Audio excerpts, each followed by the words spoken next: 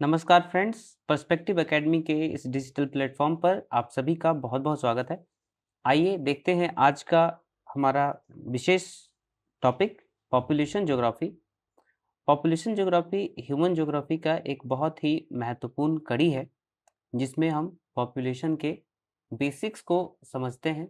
अलग-अलग उनके जो आयाम हैं, उन आयामों को समझना हमारे एग्ज़ाम पॉइंट्स ऑफ व्यू से भी बहुत इम्पोर्टेंट है।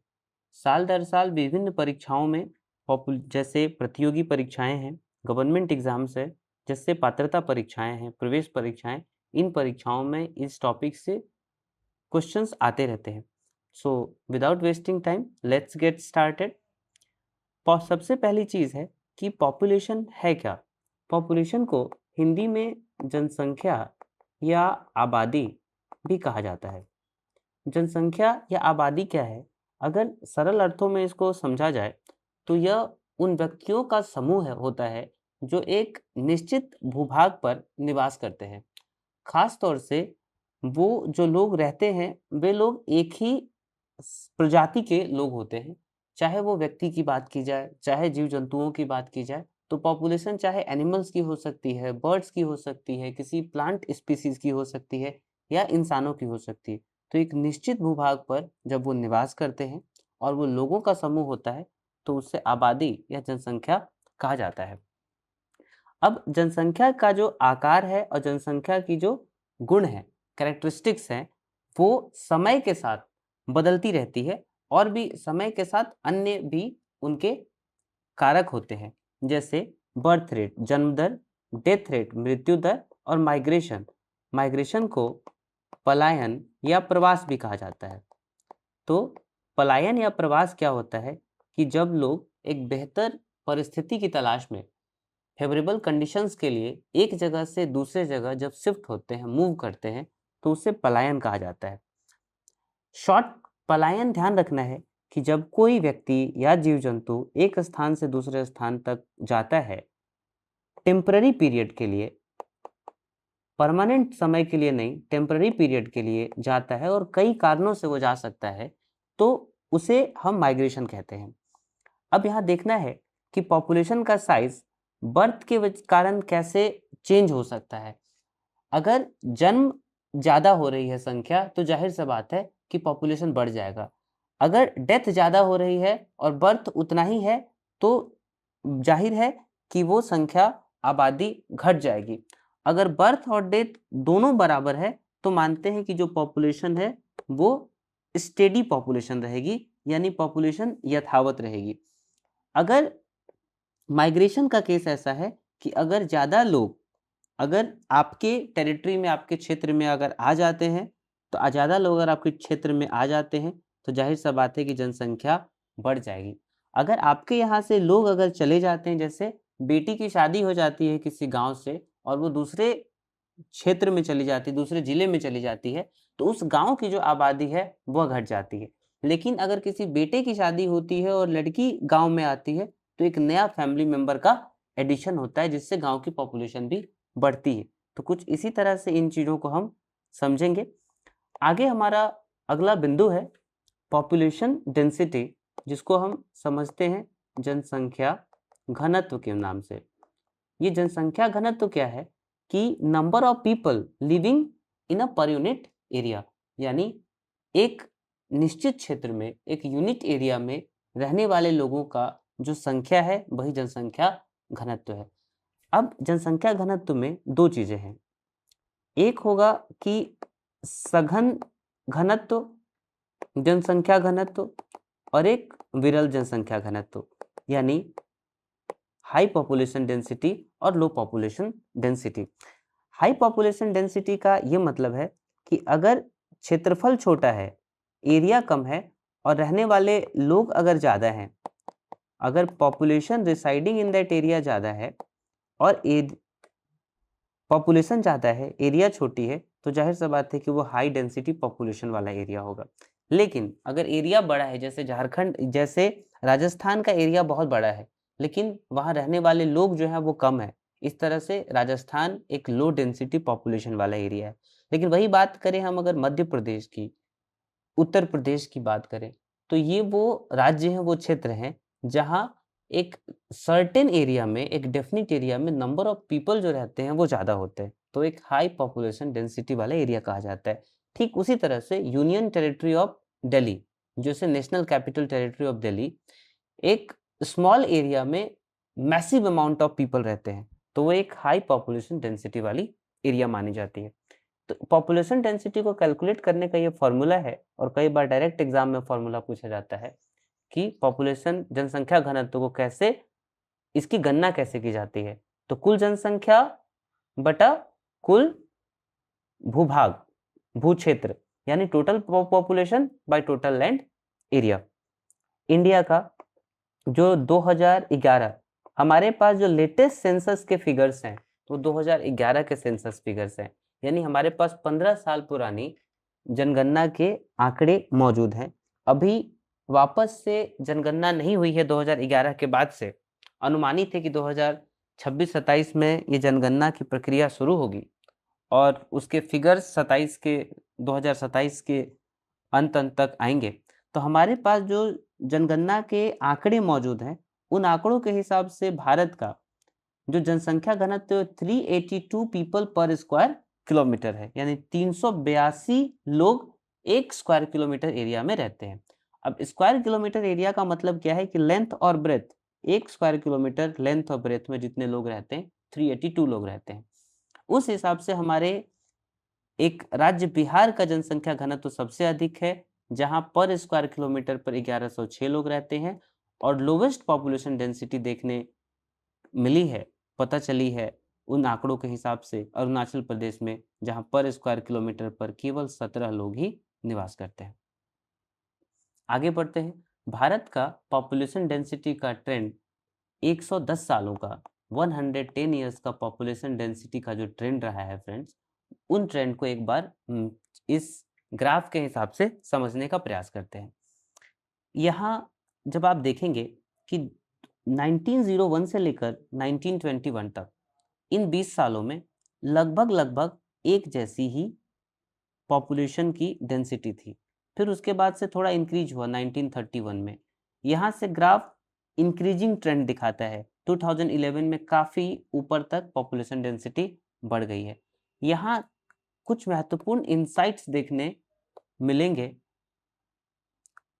आइए देखते हैं डेमोग्राफिक इंसाइट। सबसे पहले तो हम डेमोग्राफी का मतलब समझते हैं।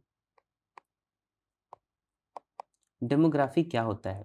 डेमोग्राफी किसी भी क्षेत्र की जनसंख्या का वैज्ञानिक अध्ययन है। Demography is the scientific study of population of an area.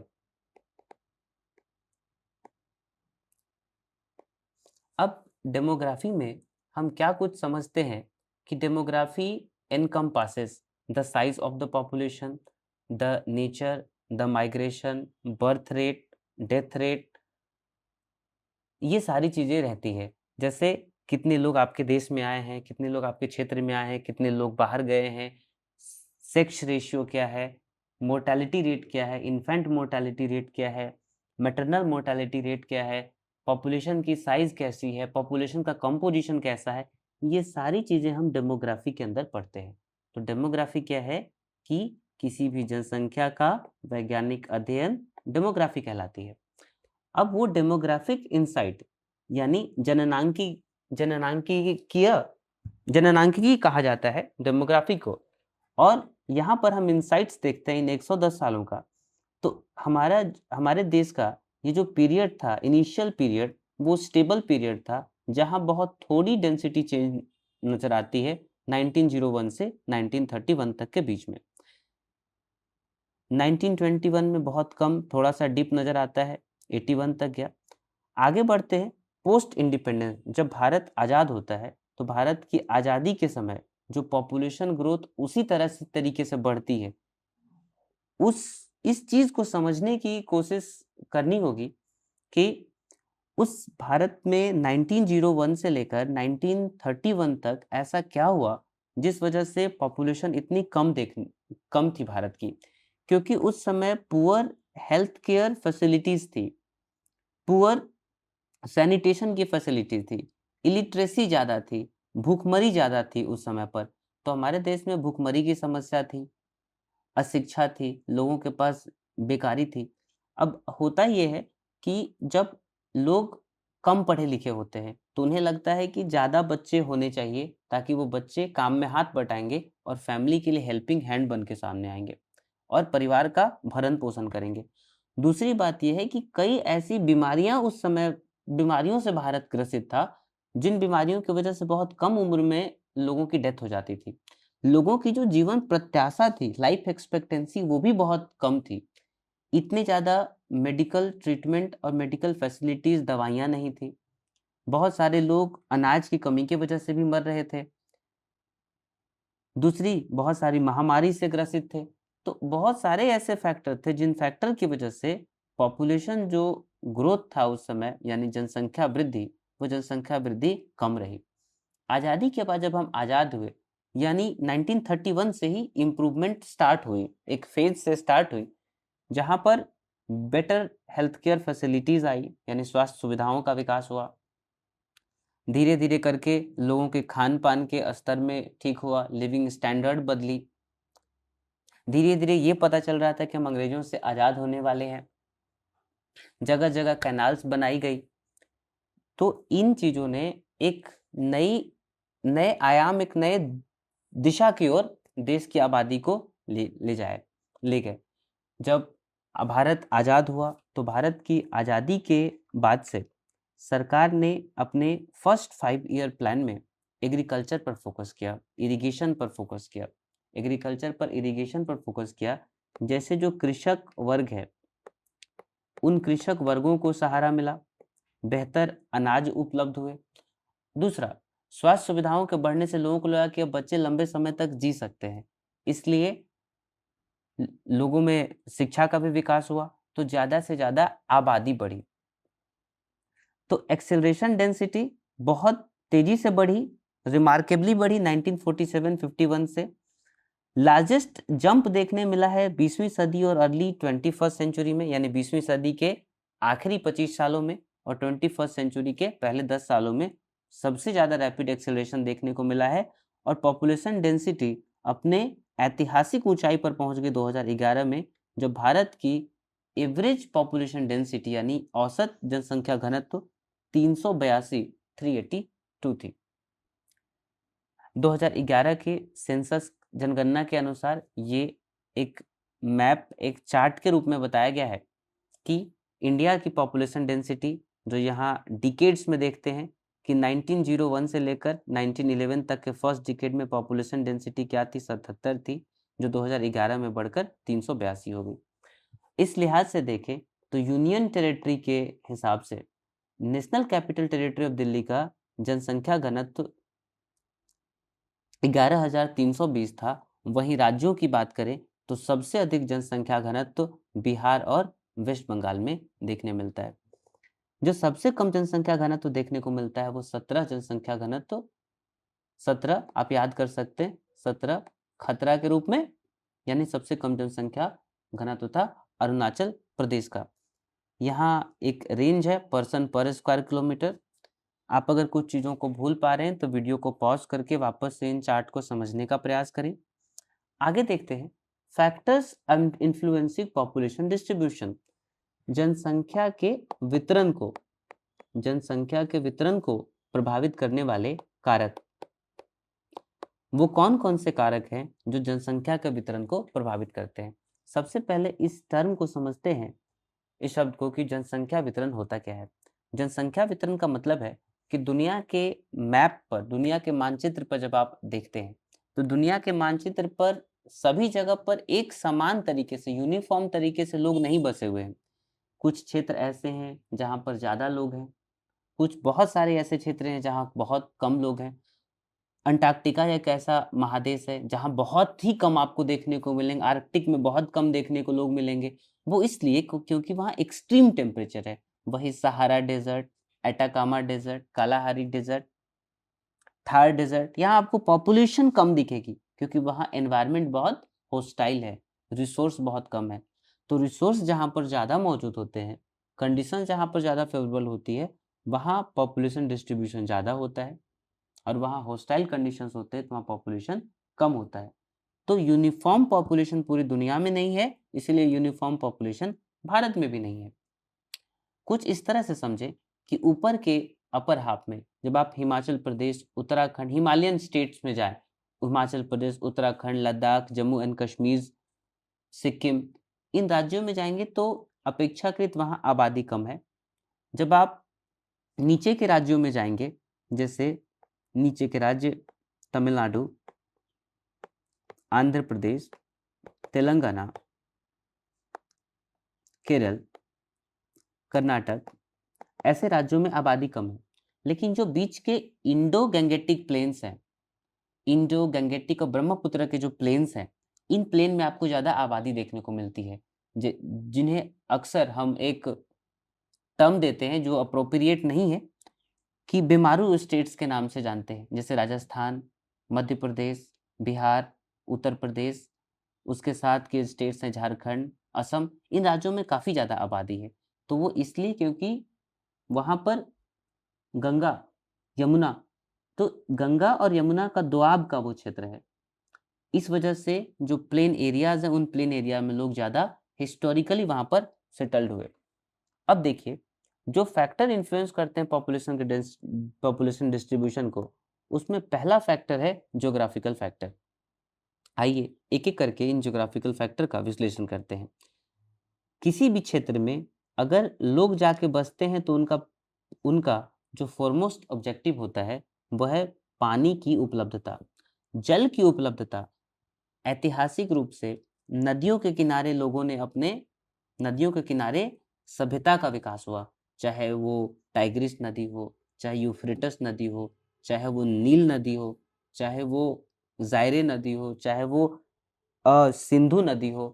कहीं भी आप ईरान में देखें, आप मेसोपोटामिया में देखें, आप इजिप्ट में देखें, या फिर आप हमारे इंडिया में देखें, तो वाटर की अवेलेबिलिटी एक फॉरमोस्ट कंसिडरेशन होता है कहीं भी जाने के लिए, क्योंकि पानी पीने के लिए भी चाहिए, कपड़ों के लिए चाहिए, जानवरों को चाहिए, और एक सेटल्ड लाइफ जीने के लिए। दूसरा, लैंडफॉर्म। लैंडफॉर्म यानी कि जो टेरेन है, जो जमीन की जो बनावट है, चाहे पहाड़ हो, डेजर्ट हो, पहाड़ हो, डेजर्ट हो, भीषण जंगल हो, घने जंगल, ऐसी जगहों से लोग अवॉइड करते हैं। लेकिन जो प्लेन एरियाज है, समतल जमीन है, वहाँ ज़्यादा से ज़्यादा लोग बसने का प्रयास करते हैं, क्योंकि वहाँ खेती योग्य भूमि है, साथ ही लोग अपना घर बना सकते हैं, वहाँ ट्रांसपोर्ट एंड कम्युनिकेशन सिस्टम बना सकते हैं। तीसरी चीज़ आती है क्लाइमेट। क्लाइमेट 2-3 तरह की होती है। कुछ जगह पर क्लाइमेट होती है मॉडरेट क्लाइमेट, न तो ज़्यादा ठंड लगता है, न ज़्यादा गर्मी लगती है। ऐसी जगह पर लोग फेवर करते हैं। कुछ क्लाइमेट ऐसी होती है जो एक्सट्रीम क्लाइमेट होती है। तो जहाँ पर अगर एक्सट्रीम क्लाइमेट है, टू हॉट या टू कोल्ड, तो लोग वहाँ पर कम मानव बस्तियाँ बसती है। अगली बात आती है सॉइल फर्टिलिटी की। सॉइल फर्टिलिटी का मतलब है कि मिट्टी की उर्वरा शक्ति कैसी है। अगर मिट्टी बंजर है तो लोग अवॉइड करेंगे ऐसी जगहों पर बसने का। लेकिन अगर मिट्टी की उर्वरा शक्ति अच्छी है, साल दर साल मिट्टी के ऊपर एक नई परत आती है, मिट्टी की एक नई परत आती है जो पिछली परत से ज़्यादा उपजाऊ होती है, तो लोग ऐसी ज़मीनों पर खेती करना चाहते हैं और एक सेटल्ड लाइफ जीना चाहते हैं। अब हम इकोनॉमिक कंसिडरेशन की जब बात करेंगे, तो आइए देखते हैं कि इकोनॉमिक फैक्टर में क्या कुछ आता है। इकोनॉमिक फैक्टर में पहला चीज़ है मिनरल रिसोर्सेज। जहाँ पर मिनरल रिसोर्सेज ज़्यादा होंगे, वहाँ आबादी ज़्यादा होगी। जहाँ पर इंडस्ट्रियलाइजेशन होगा, वहाँ पर ज़्यादा होगी। ठीक उसी तरह से जैसे जब ब्रिटेन में इंडस्ट्रियलाइजेशन हुआ, तो आबादी ब्रिटेन की बहुत बेतहाशा बढ़ी। उससे पहले ब्रिटेन की आबादी कम थी, लेकिन इंडस्ट्रियलाइजेशन, औद्योगिकीकरण एक ऐसी प्रक्रिया थी, जिस प्रक्रिया ने आबादी को बढ़ा दिया। बात करते हैं आगे अर्बनाइजेशन की। जैसे-जैसे शहर का विकास होता है, जैसे-जैसे शहरीकरण होता है, वैसे आबादी बढ़ती है। गाँव को छोड़ के लोग शहर में पलायन करते हैं, ताकि क्योंकि शहर में बेहतर सुविधाएँ मौजूद होती हैं, चाहे अस्पताल की, शिक्षा की, अ, व्यक्ति के हाथों को रोज़गार मिलता है, काम मिलता है, ट्रांसपोर्ट की अच्छी फैसिलिटीज़ होती है। तो लोग एक बेहतर भविष्य की तलाश में गाँव से शहर जाते हैं और शहर लोगों को ऐसा लगता है कि शहर लोगों के लिए अवसर के द्वार खोलता है, ऊंची शिक्षा का द्वार खोलता है। आगे बढ़ते हैं, सोशियो कल्चरल यानी सोशल और कल्चरल, सामाजिक और सांस्कृतिक कारक क्या हैं जो पॉपुलेशन डिस्ट्रीब्यूशन को प्रभावित करते हैं। सुविधाएं, एमेनिटीज मतलब होता है सुख सुविधाएं, जल, पेयजल की सुविधा, जल अन्य कारणों के लिए, अन्य उपयोगों के लिए जल की सुविधाएं, आवास की सुविधा, स्वास्थ्य की सुविधा, शिक्षा की सुविधा, रोजगार की सुविधा। अगर ऐसी रहती है तो पॉपुलेशन बढ़ती है। अगर ट्रांसपोर्ट अच्छा होता है, जैसे मेट्रो ट्रेन है, दूर दराज तक वो मेट्रो चलती है, तो लोग, नेशनल कैपिटल टेरिटरी जो दिल्ली है, वो दिल्ली अपने आप में एक एग्लोमेरेट है, एक बहुत बड़ा एरिया है, जहाँ गुड़गांव से, शाहिबाबाद से, गाजियाबाद से, फरीदाबाद से, नोएडा से लोग काम करने आते हैं और फिर अपने अपने घरों तक चले जाते हैं। तो दूर दराज के सब अर्ब इलाकों, शहर के आउटस्कर्ट से भी लोग शहर के बीच में सेंट्रल बिजनेस डिस्ट्रिक्ट में काम करते और अपने घरों को लौट जाते हैं। तो बस की फैसिलिटी, चाहे बेहतर एक्सप्रेसवे की फैसिलिटी, तो ये क्या करती है, पॉपुलेशन डिस्ट्रीब्यूशन को अफेक्ट करती है। उसी तरह से बैंकिंग फैसिलिटीज है, यहाँ पर कुछ चीजें मेंशन नहीं है, जैसे मार्केट की फैसिलिटी है, अर्बनाइजेशन से इसको जोड़ सकते हैं। तो ये सारी चीजें पॉपुलेशन डिस्ट्रीब्यूशन को प्रभावित करती है। अब आइए देखते हैं components of population change. Population change के क्या क्या कंपोनेंट है, यानी पॉपुलेशन किन किन कारणों से चेंज होती है। पॉपुलेशन एक कारण से चेंज हो सकता है, बर्थ, दूसरा कारण होता है डेथ, तीसरा कारण होता है माइग्रेशन। सबसे पहले बर्थ की बात करते हैं कि किस तरह से जन्म जनसंख्या परिवर्तन को प्रभावित करता है। जैसे जैसे जन्म ज़्यादा होता जाएगा, वैसे वैसे आबादी बढ़ती जाएगी। अगर डेथ कांस्टेंट है और बर्थ ज़्यादा हो रहा है, तो इसका मतलब जनसंख्या में वृद्धि हो रही है।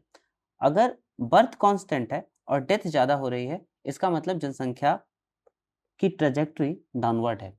अगर माइग्रेशन ज़्यादा हो रहा है, एक स्थान से को छोड़ के दूसरे तरफ लोग ज़्यादा जा रहे हैं और आ रहे हैं कम लोग उस क्षेत्र में, तो यानी कि जनसंख्या में कमी आ रही है। ये तीन चीज़ें हैं कि अगर अगर बर्थ भी उतना ही है, डेथ भी उतना ही है, तो पॉपुलेशन चेंज बहुत कम होगा, स्टेबल रहेगा। अगर माइग्रेशन जितनी आ रही है उतनी ही जा भी रही है, तो भी वो स्थिर ही रहेगा। तो यहाँ देखते हैं कि क्रूड बर्थ रेट, जिसको हम लोग शॉर्ट में सीबीआर कहते हैं, और क्रूड डेथ रेट, जिसको शॉर्ट में सीडीआर कहते हैं, इसका फॉर्मूला कैसे समझते हैं, आइए हम उदाहरण के साथ देखेंगे कि लाइव बर्थ इस तरह से लिखते हैं, लाइव बर्थ बाय पॉपुलेशन, यानी कि जितने लोग, जितने बच्चे जीवित जन्म लिए हैं, उनका, उनकी संख्या बटा कुल आबादी, और उसको मल्टीप्लाई करते हैं 1000 से।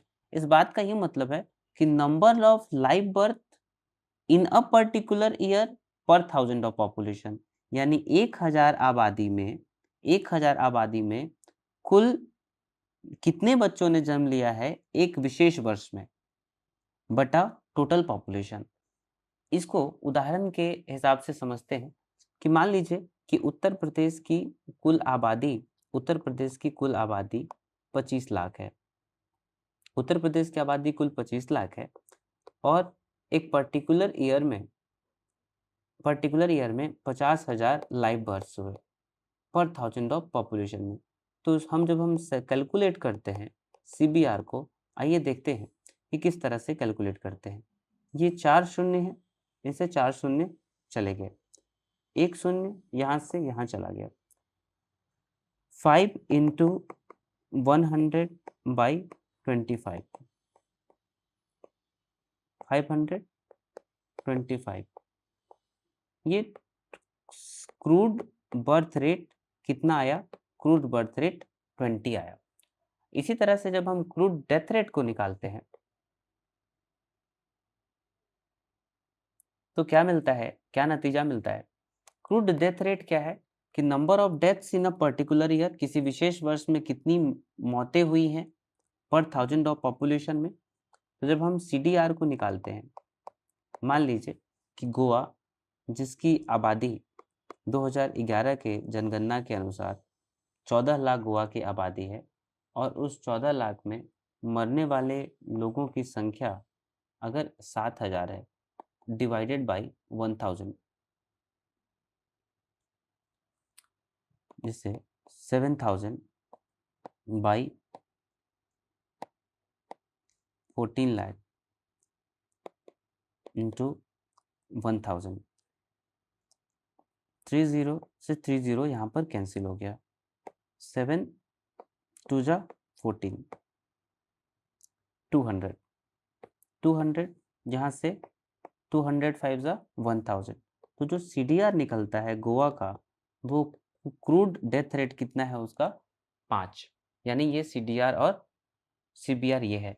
ध्यान देने वाला बात ये है इस पूरे वो स्लाइड में कि 2011 के सेंसस फिगर के अनुसार एग्जैक्ट हूबहू एग्जाम में क्वेश्चन पूछा जाता है कि क्रूड बर्थ रेट 2011 के सेंसस के अनुसार इंडिया का क्या था, तो याद रखिएगा 21.8।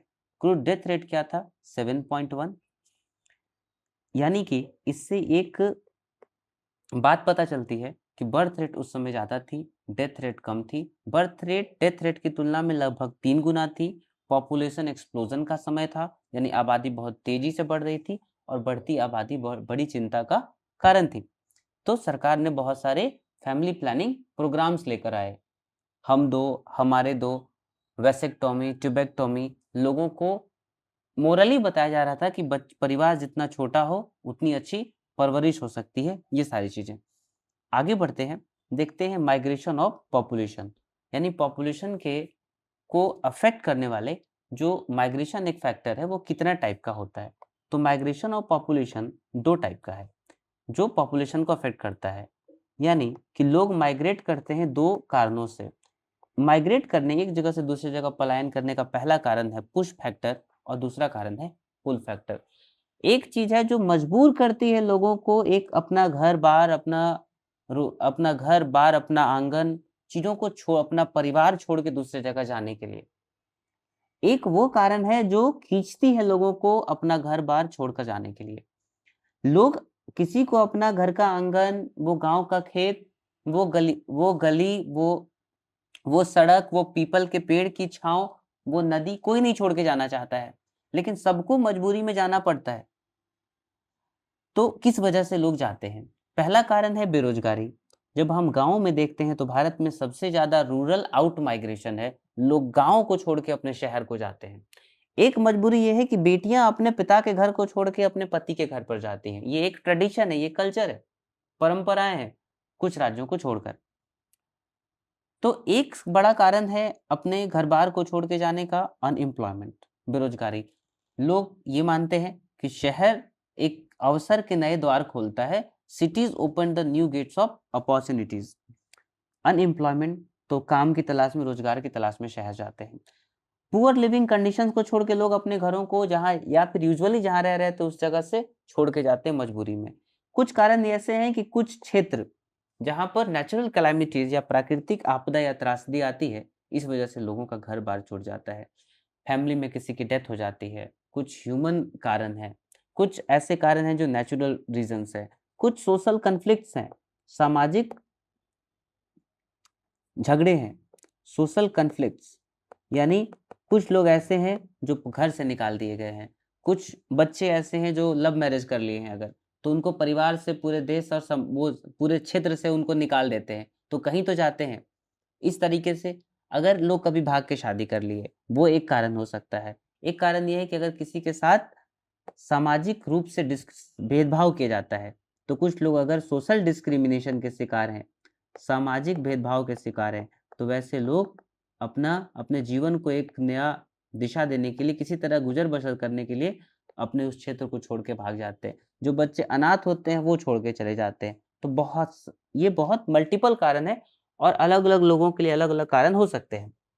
किसी क्षेत्र में अगर राजनीतिक उथल पुथल हो, उस वजह से लोगों को पलायन करना पड़ता है, कुछ प्राकृतिक कारणों से पलायन करना पड़ता है। ये जो लिस्ट है पुश फैक्टर का, ये सोसाइटी टू सोसाइटी अलग अलग हो सकती है।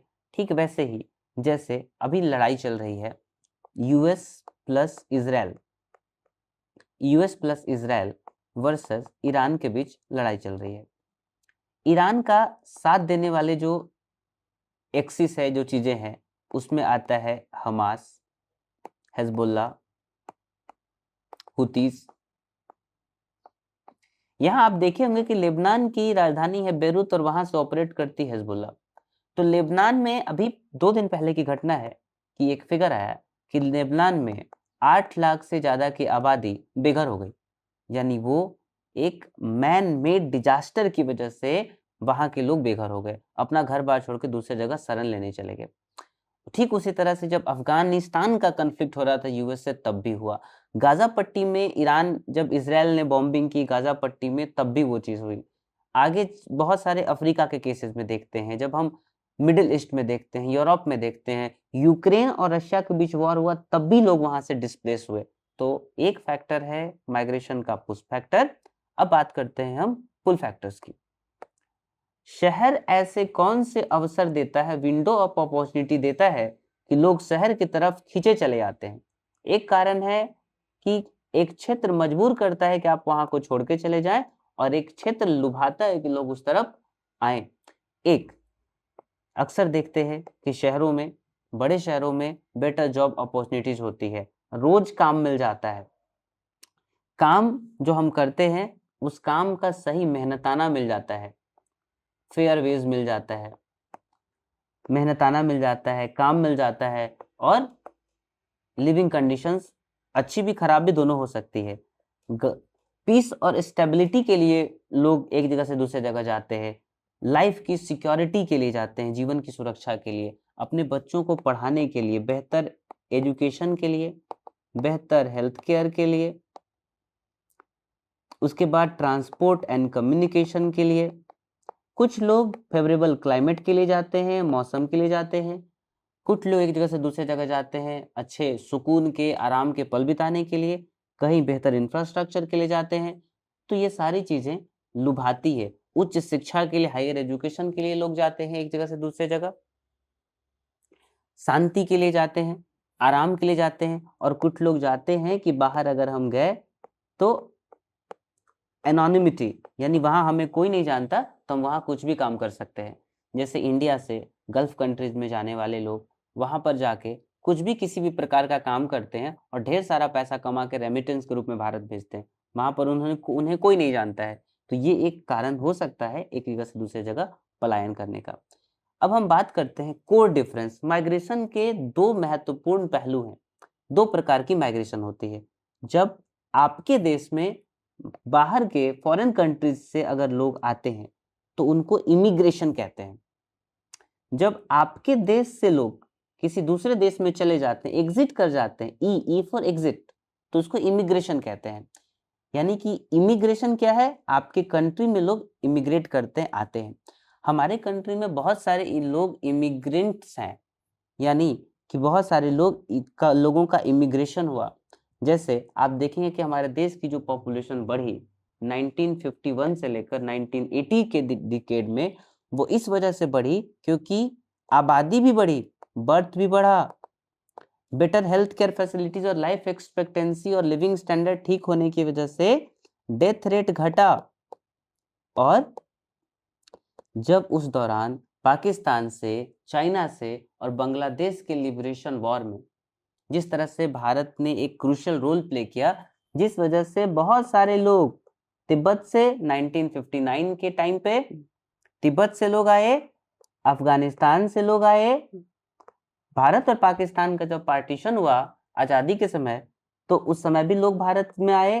तो तिब्बत से, अफगानिस्तान से, पाकिस्तान से और बांग्लादेश का जब लिबरेशन वॉर हुआ, तो बांग्लादेश के लिबरेशन वॉर में पाकिस्तान के परपेट्रेशंस के कारण, पाकिस्तान की ज्यादती और अन्याय के कारण बहुत सारे बांग्लादेशी लोग भारत में आकर शरण लिए। तो इसको कहते हैं इमिग्रेशन। जब आपकी कंट्री में बाहर से लोग आए, अगर इंडिया के लोग अगर अमेरिका में जाएंगे तो अमेरिका बोलेगा इमिग्रेंट्स हैं, लेकिन अगर अमेरिकन लोग अगर सॉफ्टवेयर इंजीनियर या डॉक्टर भारत में आकर रह रहे हैं तो वो अमेरिका के लिए इमिग्रेंट है। ये बोथ वेज काम कर सकता है, फेवरेबल और अनफेवरेबल दोनों। अब देखिए, जब आपकी क्वालिटी पॉपुलेशन, जब आपकी बेहतर पॉपुलेशन आपके देश से जाके कहीं और जाती है तो आपके लिए नुकसानदायक है।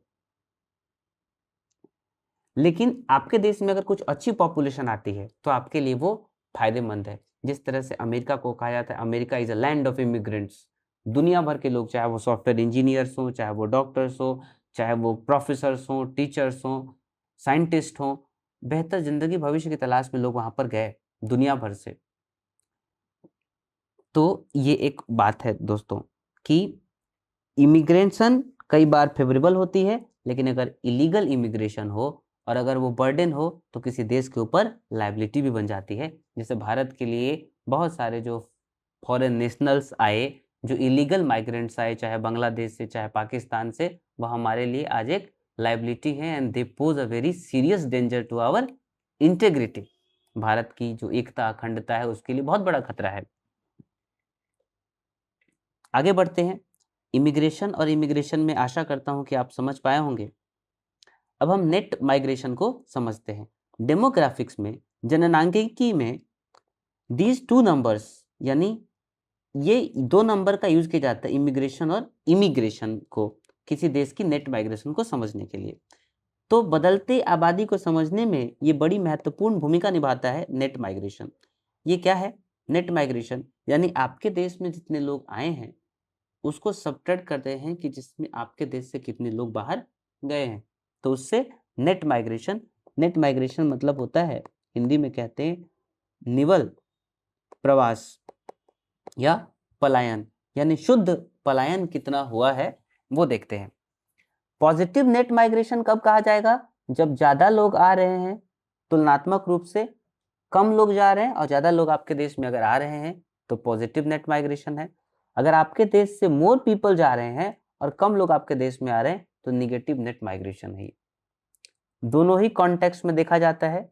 आपके देश को छोड़ के अगर बहुत सारे लोग जा रहे हैं, इसका मतलब कि आपका कंट्री कोई सीरियस ट्रबल फेस कर रहा है या दूसरे देशों में आपके कंट्री से ज्यादा अच्छे अपॉर्चुनिटीज अवेलेबल है। अगर नेट माइग्रेशन है मतलब कि बहुत सारे लोग आ रहे हैं, यानी बेहतर भविष्य की तलाश में आ रहे हैं लोग। आगे बढ़ते हैं। डेमोग्राफिक ट्रांजिशन क्या है? डेमोग्राफिक ट्रांजिशन अपने आप में एक मॉडल होता है, एक प्रारूप होता है, एक प्रतिदर्श होता है। ये डिस्क्राइब करता है कि बर्थ रेट, डेथ रेट किस प्रकार से बदल रहे हैं, और क्या बताता है कि बर्थ रेट और डेथ रेट और माइग्रेशन के साथ पॉपुलेशन ग्रोथ किस तरह से हो रही है।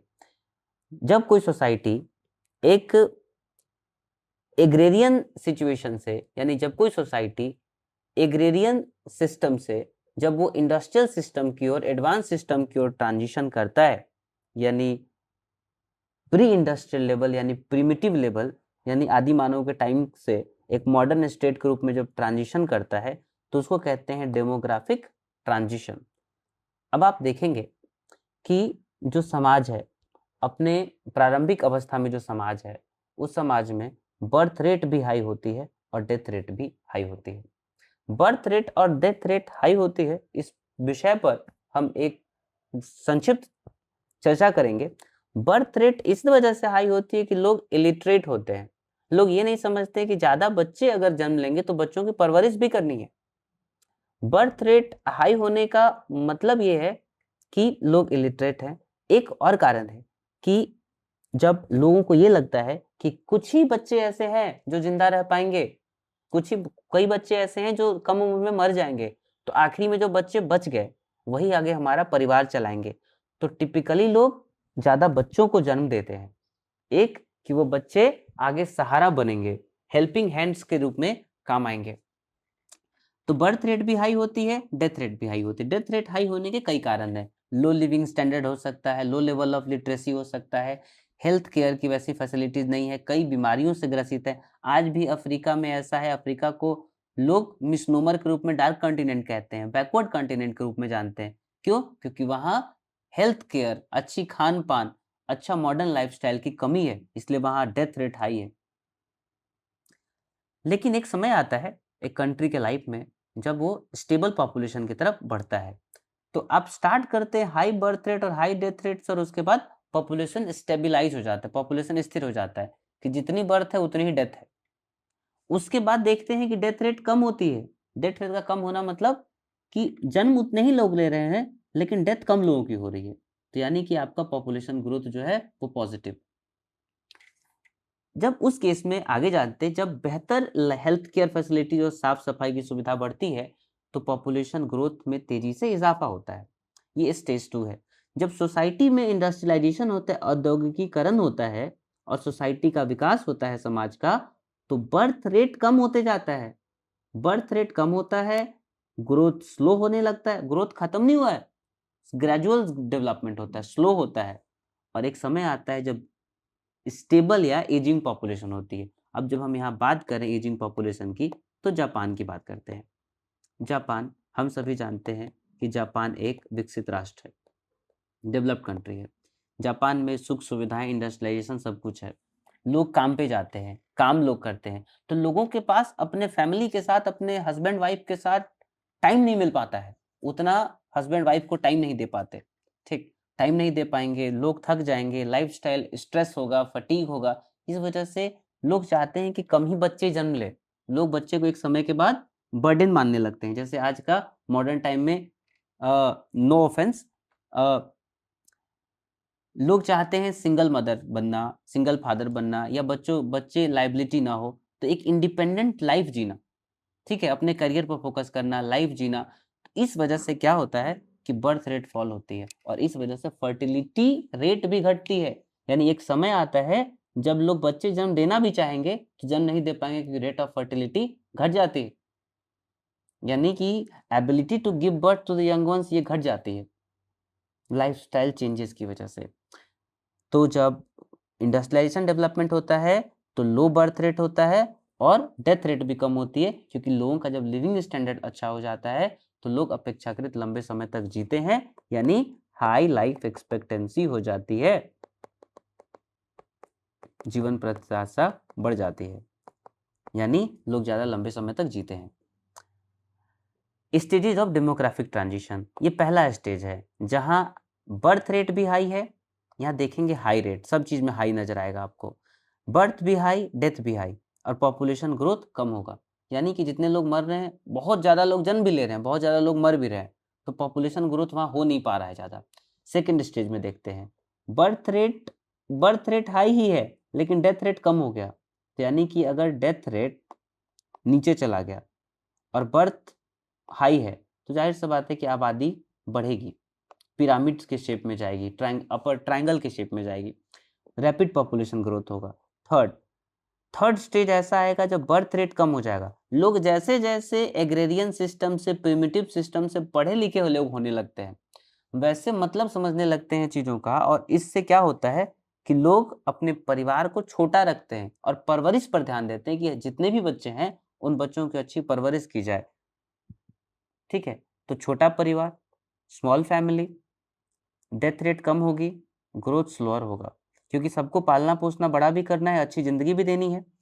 फोर्थ स्टेज में क्या होता है कि लो ग्रोथ, दोनों ही चीज़ें लो होती है, लो बर्थ भी, लो डेथ भी। और बर्थ और डेथ दोनों जब लो हो तो याद रखिएगा पॉपुलेशन स्टेबल होगा। बर्थ और डेथ दोनों अगर हाई हो तो समझिएगा पॉपुलेशन ग्रोथ स्टेबल होगा।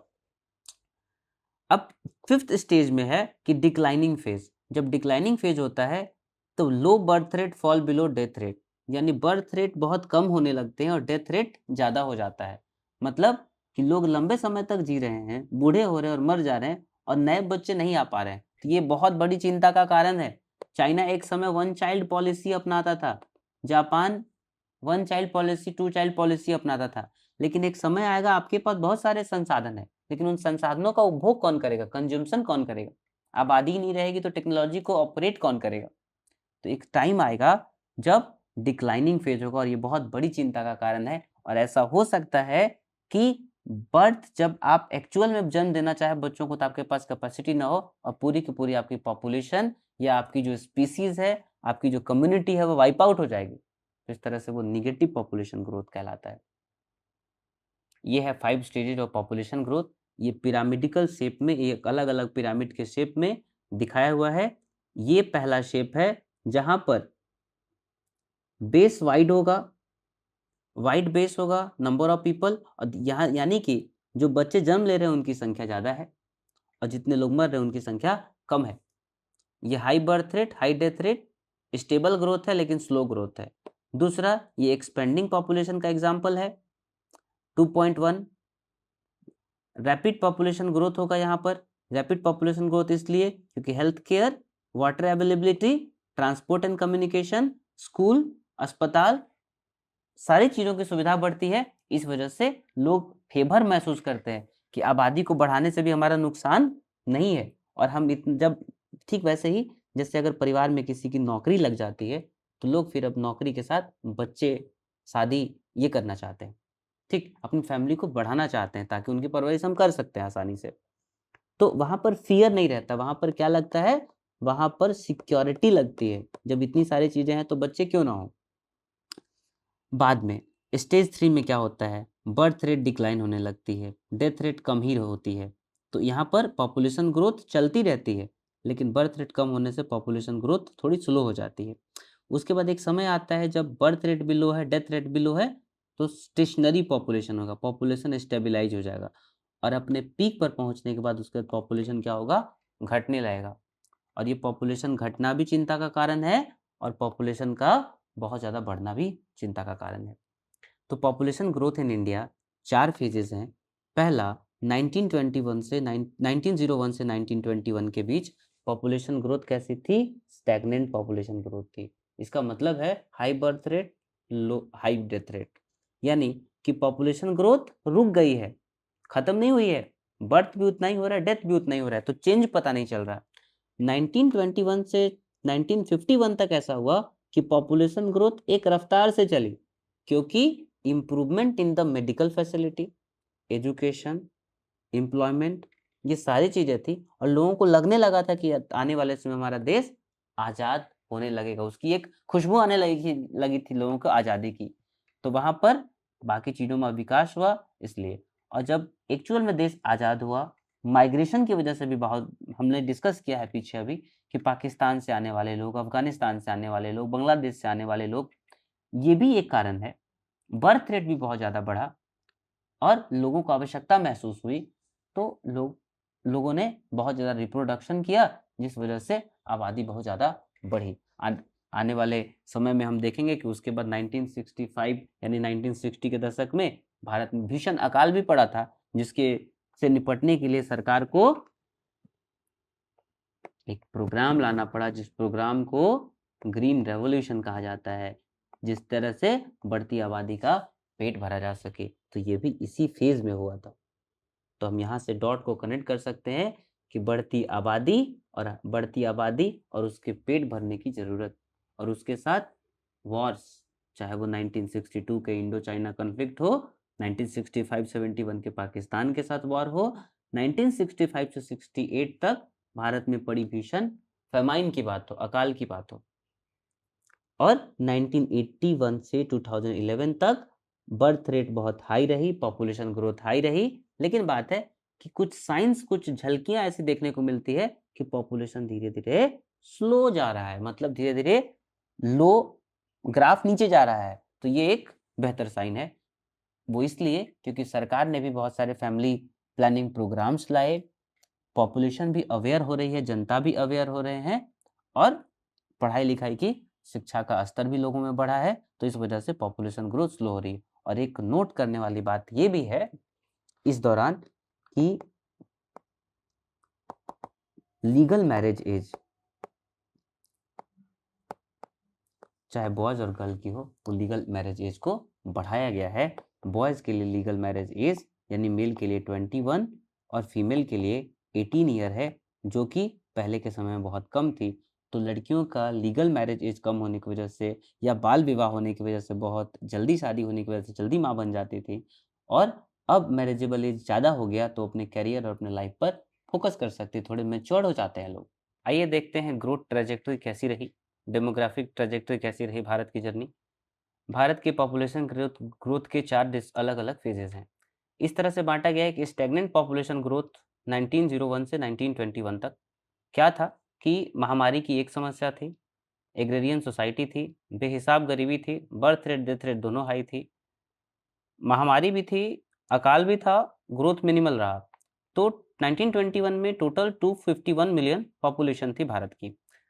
अंग्रेजों ने इंडस्ट्री की कमर तोड़ दी, बहुत सारे मूवमेंट हुए, जलियांवाला बाग हत्याकांड से लेकर पीछे बहुत बंगाल का पार्टीशन हुआ, बहुत सारे इश्यूज चले उसमें।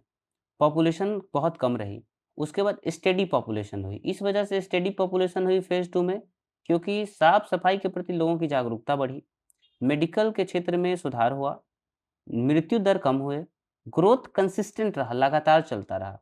तो 361 मिलियन पॉपुलेशन रही 1951 में। और क्या हुआ, उस दौरान भारत को आज़ादी भी मिली, इंडिया का फ्रीडम स्ट्रगल चला, कंट्री ने और अंग्रेजी शासन ने भी कई सारे इंफ्रास्ट्रक्चर बनाए, भारत को देखते अस्पताल बनाए, एजुकेशन में विकास हुआ, हायर एजुकेशन लोग पढ़ने लगे, इंडिया के लोगों को लेजिस्लेटिव असेंबली में रिप्रेजेंटेशन मिला, इंडियन वॉइस को क्रेडिट मिला। तो इन 30 सालों में काफ़ी कुछ चीज़ें बदली, भारत छोड़ो आंदोलन, सिविल डिसोबीडियंस मूवमेंट, बहुत सारी ऐसी चीज़ें हुई। फेज 3 में पॉपुलेशन ग्रोथ का एक्सप्लोजन हो गया, जनसंख्या वृद्धि का विस्फोट हो गया। जो पहले से हम देखते आ रहे हैं, ये पूरा का पूरा सिनारियो चेंज हो गया। डेथ बहुत ज़्यादा कम हो गया, खासतौर से शुरुआती सालों में। फर्टिलिटी इतनी ज़्यादा लोगों की हाई हो गई कि बहुत सारे बच्चे पैदा कर सकते थे, ऐसी क्षमता विकसित हो गई। पोस्ट इंडिपेंडेंस में बूम आ गया, तब लोगों को थोड़ा डर कम हो गया, अब आज़ाद हो गए पूरी तरह से। 683 मिलियन पॉपुलेशन 1981 में हुई। हुआ क्या दोस्तों कि भारत ने एग्रीकल्चर पर ध्यान दिया फर्स्ट 5 ईयर प्लान में, सेकंड 5 ईयर पर इंडस्ट्री पर ध्यान दिया, फिर इंडस्ट्री पर ध्यान दिया, बहुत सारे बांध बनाए, बहुत सारे इरिगेशन की फैसिलिटीज बनाई, एग्रेरियन वो स्टैग्नेशन को खत्म किया, जमींदारी का इवोल्यूशन किया, किसानों को जमीन मिले, यानी कि जमींदारी जो रिफॉर्म होता है परमानेंट सेटलमेंट से लेकर, वो सुधार किया, जमींदारी सिस्टम को समाप्त किया। एग्रीकल्चर में सरकार ने कुल मिला के रिफॉर्म लाए, एग्रीकल्चर से जुड़ा था इंडस्ट्री, इंडस्ट्री से जुड़ा है सर्विस, इस वजह से एग्रीकल्चर और इंडस्ट्री दोनों मिलके देश को प्रगति के पथ पर ले गए, लेकिन आबादी भी बढ़ी। फोर्थ फेज में पॉपुलेशन ग्रोथ हाई है, लेकिन पॉपुलेशन ग्रोथ के ये निशान भी देखने मिलते हैं कि धीरे धीरे वो नीचे जा रहा है। इस दौरान मोबाइल टेक्नोलॉजी विकसित हुई, बहुत सारी ऐसी चीज़ें आई, डिजिटल प्रोग्रेस हुआ, ग्रोथ दिखती है कि ज़्यादा है और एक हिसाब से चल रही स्टेडी, लेकिन घटने की दिशा में भी बढ़ रही है। शिक्षा और जागरूकता में सुधार होने की वजह से तो डिकेडल ग्रोथ रेट जो एक दशक में 10 साल में जो ग्रोथ रेट दिखता है, पहले 2% से ज़्यादा था, अब धीरे धीरे 2% से कम होने लगा है। आइए देखते हैं स्टेज 1, जिस चीज़ पर हमने बात की वही है कि स्टेज 1 में 1901 से 1921 में बर्थ रेट डेथ रेट दोनों हाई थी। किन कारणों से? डिजीज़ की वजह से, फेमाइन की वजह से और वार की वजह से। वॉर इंडिया में भी चल रहे थे और वर्ल्ड वार भी चल रहा था, यानी कि 1914 से लेकर 1918 तक वर्ल्ड वार 1 चला, तो ये भी एक कारण है। यहाँ क्या है, पॉपुलेशन ग्रोथ लो है लेकिन अनस्टेबल है, बढ़ घट दोनों सकती है। High growth rate second stage में कब कहाँ से कहाँ तक चला? डेथ रेट डिक्लाइन हुई, क्यों? क्योंकि टेक्नोलॉजी इंप्रूवमेंट आया, मेडिसिन हेल्थ केयर में इंप्रूवमेंट आया, लोगों के कंडीशन ऑफ लिविंग में इंप्रूवमेंट आया, तो बर्थ रेट हाई रही और डेथ रेट घट गई। तो पॉपुलेशन ग्रोथ रेट यहाँ पर दिखता है कि बर्थ रेट और डेथ रेट के बीच में गैप बढ़ गया। थर्ड केस क्या है कि बर्थ रेट फॉल होना शुरू हुआ, एजुकेशन अच्छी हो गई, महिलाओं की एजुकेशन खास तौर से अच्छी हुई। पिता, इसके बारे में एक बात कही जाती है कि पिता अगर अनपढ़ हो तो औलाद पढ़ी लिखी हो सकती है, और पिता अगर पढ़ा लिखा हो तो औलाद अनपढ़ भी हो सकती है, लेकिन अगर माँ पढ़ी लिखी हो तो इस बात की बहुत हद तक गारंटी है कि औलाद पढ़ी लिखी ही होगी। तो महिलाओं का बड़ा इम्पैक्ट होता है कि महिलाएं जब एजुकेटेड होती हैं तो अच्छे फैसले लेती हैं। आम जनरली ये बात है, लोगों के पास गर्भ निरोधक चीज़ों की अच्छी पहुंच मिली, कॉन्ट्रासेप्शन के अलग अलग मेथड्स पता चले, चाहे वो कॉपर टी हो, चाहे वो कॉन्डोम्स हो, चाहे वो ट्यूबेक्टोमी हो, यानी कॉन्ट्रासेप्शन के मेथड। इसके साथ साथ फैमिली प्लानिंग के प्रति अवेयरनेस आई, अर्बनाइजेशन आई, डेथ रेट लो रहे। फोर्थ में देखते हैं लो ग्रोथ रेट, बर्थ रेट और डेथ रेट दोनों ही लो हैं, इसकी वजह से स्टेबल पॉपुलेशन देखने मिलती है। अब पॉपुलेशन को कंट्रोल करने के, जनसंख्या नियंत्रण के क्या क्या उपाय हैं? एक तो है family planning access. Family planning access का सबसे बेजोड़ तरीका, यानी ट्राइड एंड टेस्टेड जो तरीका है, उसको बोलते हैं ऑपरेशन। ऑपरेशन मतलब कि दो चीज़ें हैं, एक है वेसेक्टोमी और एक है ट्यूबेक्टोमी। यानी कि पुरुष नसबंदी और महिला नसबंदी। महिलाओं की शिक्षा एक कारण है, मैरिज, मेल और फीमेल की मैरिजेबल एज बढ़ जाए, जन जागरूकता फैले, हेल्थ केयर में इम्प्रूवमेंट आए। दूसरा, सरकार के तरफ से भी प्रयास किए जाएं, सामाजिक प्रयास किए जाएं, लड़कियों को, बेटियों को अपना करियर बनाने की, बेहतर पढ़ने के अवसर मुहैया कराए जाएं। तो इन सब चीज़ों, और बाल विवाह पर नियंत्रण लाया जाए, यानी बाल विवाह को ख़त्म किया जाए पूरी तरह से। महिलाओं को एक जेंडर पैरिटी की बात की जाए, महिलाओं को बोलने का, फैसले लेने का बराबर हक हो, ये सारी चीज़ें। पॉपुलेशन कंट्रोल मेजर में ये सारी चीज़ें आगे हम देखते हैं कि फैमिली सर्विस प्लानिंग तक सबको एक्सेस हो, कॉन्ट्रासेप्टिव के बारे में पुरुष महिला दोनों की समझ हो, ठीक है, महिला सशक्तिकरण और शिक्षा की बात हो, सरकार की तरफ से ये इंसेंटिव दिया जाए कि अगर आपके बच्चों की संख्या अगर कम रहती है, बहुत ज़्यादा बेतहाशा बच्चे ना हो, तो बच्चों की संख्या अगर कम रहती है तो गवर्नमेंट पॉलिसीज़ उसको फेवर करेगी, स्मॉल फैमिली की तरफ जाएगी। सरकार अगर बाकी हेल्थ केयर में इम्प्रूवमेंट लाती है तो जो बच्चे हैं उनके ज़िंदा रहने के चांसेस बढ़ जाते हैं। से सोशियो इकोनॉमिक, सामाजिक आर्थिक परिस्थितियों में सुधार हो और सब लोगों के पास स्वास्थ्य सुविधाओं तक पहुंच मिले। थॉमस माल्थस की थ्योरी क्या कहती है कि ह्यूमन पॉपुलेशन ग्रो करेगा एक्सपोनेंशियली, तेजी से। तो जब ह्यूमन पॉपुलेशन ग्रोथ करेगा तो उसी तरह से फूड प्रोडक्शन भी बढ़ेगी साथ साथ, leading to a gap between available resources and the number of people. तो इससे वजह से जो है वो गैप बढ़ेगा उपलब्ध संसाधनों और लोगों के बीच में। अगर फेमाइन ना आए, डिजीज ना आए, वॉर, ये फेमाइन, डिजीज, वॉर, ये सब, इसको Malthus, Thomas Malthus positive checks कहता है। डिलेड मैरिज, शादी देर से होगी, रिड्यूस बर्थ रेट, इसको निगेटिव या मोरल चेक्स कहता है। तो अनचेक पॉपुलेशन ग्रोथ, ऐसा आबादी में वृद्धि जिसको रोका ना जाए, वो उसको रोक नहीं सकते और इनइवाइटेबली एक वाइड स्प्रेड पॉवर्टी लाएगा, सफरिंग लाएगा और माल्थुसियन कैटास्ट्रॉफ लाएगा। ध्यान दीजिएगा इस बात पर। ये कहना ये चाहता है कि अगर ये सारी चीज़ें हैं, माल्थुस कहता है कि पॉपुलेशन ग्रोथ बहुत ज़्यादा हो जाएगा तो एक टाइम पे पॉवर्टी आ जाएगी। ये माल्थुस की थ्योरी में ना कुछ कॉन्ट्राडिक्शंस है। कॉन्ट्राडिक्शन मतलब कुछ हद तक ये थ्योरी सही है लेकिन पूरी तरह से ये थ्योरी सही नहीं है, ठीक है। कि कुछ ऐसी भी बातें हैं कि नेचर अपने आप को अपने हिसाब से, अपने तरीके से एडजस्ट करती है। ये बिल्कुल सही बात है कि जैसे जैसे आबादी बढ़ती जाएगी, आबादी के लिए संसाधन जुटाने होंगे, संसाधन सीमित मात्रा में है, इंसान में या जीव जंतुओं में आबादी को बढ़ाने की असीमित क्षमता मौजूद है, ठीक। तो ये तो थ्योरी की बात थी। पॉपुलेशन कंपोजिशन देखते हैं कि जनसंख्या की जो पूरी तरह से कंपोजिशन, जो संरचना है, वो रोजगार के आधार पर किस प्रकार की है। तो percentage of working population to the total population, एक चीज होती है दोस्तों वर्कफोर्स, कितने लोग एक्चुअल काम में लगे हैं और कंट्रीब्यूट कर रहे हैं। एक चीज है लेबर फोर्स, कितने लोग काबिल हैं लेकिन काम में नहीं, एक्चुअल काम में मौजूद नहीं है, एक्चुअल काम से कंट्रीब्यूट नहीं कर पा रहे। तो वर्क पार्टिसिपेशन रेट, जो लोग काम कर रहे हैं और देश की जीडीपी में अपना योगदान दे रहे हैं, वो लोग क्या है, उन लोगों की वर्क पार्टिसिपेशन रेट कही जाती है। एक है मेन वर्कर। मेन वर्कर के बारे में ऐसा है जो मोर देन 6 मंथ्स अगर जिनको काम मिलता है और काम करते हैं, उसका उनको मेहनताना मिलता है, पारिश्रमिक मिलता है, तो मेन वर्कर वो हैं जिनके पास 6 महीने से, एक वर्ष में 6 महीने से अधिक समय तक का काम होता है और वो जीडीपी में रिमार्केबल कंट्रीब्यूशन करते हैं।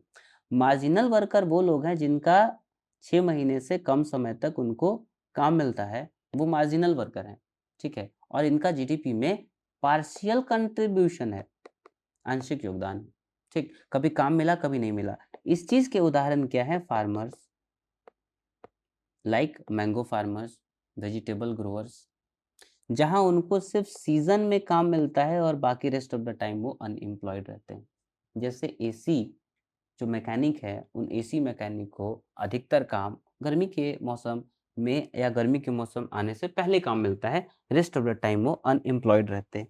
तो कुछ सीजन पीक सीजन होते हैं, जैसे पेंटर के लिए, घरों में जो पेंटिंग का काम करते हैं उनके लिए पीक सीजन दिवाली के आसपास का समय होता है, रेस्ट ऑफ द टाइम वो अनएम्प्लॉयड रहते हैं, तो उस तरह से वो मार्जिनल वर्कर है। नॉन वर्कर वो कहे जाते हैं जो काम तो करते हैं लेकिन उनका काम दिखाई नहीं पड़ता, या उनके काम को वो तवज्जो, वो तरजीह नहीं दी जाती जो दी जानी चाहिए। जैसे घर में पिताजी एक एक्चुअल मेन वर्कर के रूप में बाहर से अर्थ उपार्जन करके कमाई करके लेकर आते हैं, कमा कर लगाते हैं, लेकिन माताजी उनके काम में कंट्रीब्यूशन इस तरह से करती हैं कि खाना बनाने से लेकर, कपड़े धोने से लेकर, अन्य उनके घर को संभालने से लेकर, तो माताजी का कंट्रीब्यूशन भी बहुत इमेंस होता है। लेकिन क्योंकि पिता इकोनॉमिक सेंस में कमा के लाते हैं और घर चलता है, इसीलिए माँ का जो काम है वो उतना प्रभावी दिखाई नहीं पड़ता, लेकिन वो है। जिस तरह से बच्चे अपने माता को, अपने पिताजी को सपोर्ट करते हैं उनके काम में, तो हम बच्चे क्या हैं? नॉन वर्कर्स हैं, जो अनएम्प्लॉयड हैं, लेकिन वो काम आंशिक रूप से कर रहे हैं, वो दिखाई नहीं देता।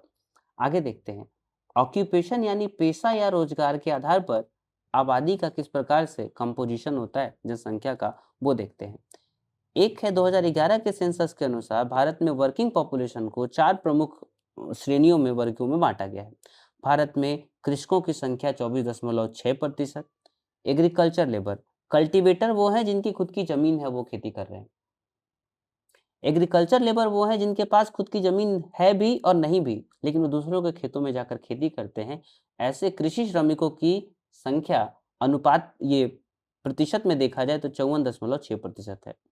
लोगों के घरों में हाउस हेल्प के रूप में काम करने वाले लेबरर की संख्या 3.8% है, जिसमें कोई मेड है, कोई किसी के घर में सफाई करने वाले हैं, कोई किचन में काम करने वाले हैं, कोई दूसरे अन्य तरीके की सेवा देने वाले हैं, और अदर वर्कर की संख्या जो अन्योन्य कामों में लगे हैं उनकी संख्या 41.6%। एज सेक्स पिरामिड को देखें तो इस एज सेक्स पिरामिड को पॉपुलेशन पिरामिड भी बोला जाता है। अक्सर आप देखेंगे एज सेक्स पिरामिड में कि एक हाफ होता है, ये अलग कलर से, कलर कॉम्बिनेशन और ये अलग कलर कॉम्बिनेशन से दिखाया जाता है, और इसको एक अलग कलर कॉम्बिनेशन से दिखाया जाता है जानबूझ के, और ये एक पिरामिड चलता है। पिरामिड डिफरेंट डिफरेंट डिजाइन का होता है। पिरामिड ये होता है कि पिरामिड का ये हम स्ट्रक्चर समझते हैं कि पिरामिड का कोनिकल टिप होता है और नीचे की बेसिस बड़ी होती है। तो ये एक ज्योग्राफिकल रिप्रेजेंटेशन है किस बात का? कि एज का भी और सेक्स का भी, कि पॉपुलेशन किस तरह से डिस्ट्रीब्यूट है। ये किसी कंट्री के लिए भी हो सकता है, रीजन से। तो ये हिस्टोग्राम दिखाता है कि पॉपुलेशन का एज ग्रुप यानी वर्टिकल एज ग्रुप कैसा है और रिस्पेक्टिव नंबर कितने हैं। सेक्स हॉरिजॉन्टली दिखाता है कि प्रत्येक जो जेंडर है, मेल और फीमेल, अक्सर ऐसा होता है कि मेल को लेफ्ट में रखा जाता है, फीमेल को राइट साइड में रखा जाता है। और ध्यान देने वाली बात यह है कि पिरामिड का जो शेप है वो डेमोग्राफी के ट्रेंड को बताता है कि जनसंख्या किस तरीके से चल रही है। हाई बर्थ रेट है, अगर बर्थ रेट हाई है तो ये जो पिरामिड का बेस है वो वाइड रहेगा। अगर एजिंग पॉपुलेशन है तो पिरामिड का जो अपर पार्ट है वो वाइड रहेगा और लोअर पार्ट कम रहेगा, यानी नए जो बच्चे आ रहे हैं इस दुनिया में वो कम होंगे और ऊपर जो वृद्ध व्यक्ति हैं उनकी तादाद ज़्यादा है। ठीक, ऐसा माना जाता है कि अगर पिरामिड कुछ इस तरीके का है तो वो सही है, क्योंकि वृद्ध लोग कम होने चाहिए, बच्चों की संख्या ज़्यादा होनी चाहिए, ताकि बच्चे आने वाले समय का भविष्य होते हैं, बच्चे भविष्य के कर्णधार होते हैं। तो ये बातें हैं। तो पॉपुलेशन का स्ट्रक्चर पता चलता है, इसका फ्यूचर ग्रोथ पोटेंशियल पता चलता है। अगर कोई एजिंग पॉपुलेशन है तो उसका ग्रोथ पोटेंशियल निगेटिव जाते जाता है, यानी कि कुछ समय के बाद तो वो लोग जो वृद्ध हुए हो कुछ समय के बाद डेथ हो जाएगी उनकी, यानी डेथ इनएविटेबल है। लेकिन जिनके पास यंग पॉपुलेशन ज़्यादा है उनके पास डेमोग्राफिक डिविडेंड होती है। एक टर्म है बहुत इंपॉर्टेंट, डेमोग्राफिक डिविडेंड। इसको बोलते हैं डेमोग्राफिक डिविडेंड को, किसका मतलब कि जनसंख्या का एक लाभ, इसको बोलते हैं विंडो ऑफ अपॉर्चुनिटी। इस बात का मतलब है कि उस देश के पास ग्रोथ पोटेंशियल ज़्यादा होती है जिसकी आबादी युवा है। तो जो वर्किंग पॉपुलेशन है यानी 15 साल से लेकर 59 साल 59 ईयर तक के जो लोग हैं, यानी वर्किंग पॉपुलेशन की एज में अगर लोग ज़्यादा हैं, यंग हैं, तो ज़्यादा देश के इकोनॉमी में कंट्रीब्यूट करेंगे। बाकी 15 साल से नीचे और 59 ईयर से ऊपर जितने लोग हैं वो लाइबिलिटी कहे जाते हैं, मतलब वो डिपेंडेंट पॉपुलेशन है। बच्चे अपने माता पिता पर और वृद्ध व्यक्ति अपने बच्चों पर। ये 3 शेप है पॉपुलेशन का। एक्सपेंसिव पॉपुलेशन पिरामिड, अगर जब ये बढ़ते जाता है, बेस वाइड हो और टिप कोनिकल हो, यानी वो रैपिड ग्रोथ को दिखाता है, यानी बर्थ रेट ज़्यादा है, डेथ रेट कम है। अगर ये दोनों मोटा मोटी बराबर हो, मोर और लेस, तो स्टेशनरी पॉपुलेशन पिरामिड है, यानी एक स्टेबल ग्रोथ को दिखाता है। यूएसए, कनाडा और यूके एक स्टेबल पॉपुलेशन को दिखाता है।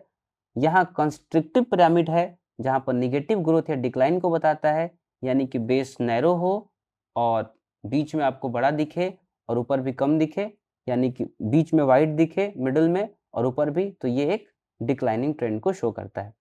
Thanks for joining our class. Hope it helps for your examination. Have a good time ahead.